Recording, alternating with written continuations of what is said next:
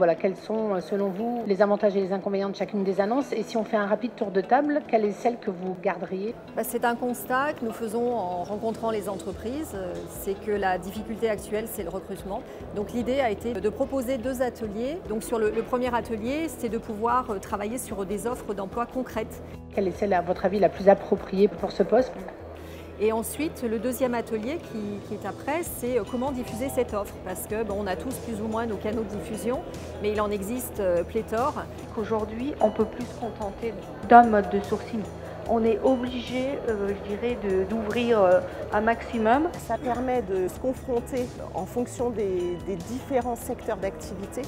Selon les profils, vous pouvez utiliser, je dirais, différents modes de sourcing. L'APEC, vous n'avez pas parlé, mais l'APEC pour les cadres, c'est incontournable en fait. Voilà. Tout le monde a le nez dans le guidon, les entreprises ont des objectifs à atteindre très rapidement et n'ont pas forcément le recul nécessaire et qu'il faut actuellement. Et donc l'idée, c'est de travailler sur l'attractivité de son entreprise, l'attractivité de son territoire aussi.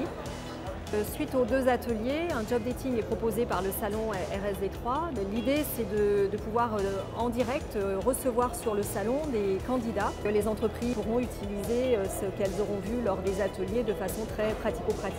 Le concept du job dating permet d'être, je dirais, plus performant.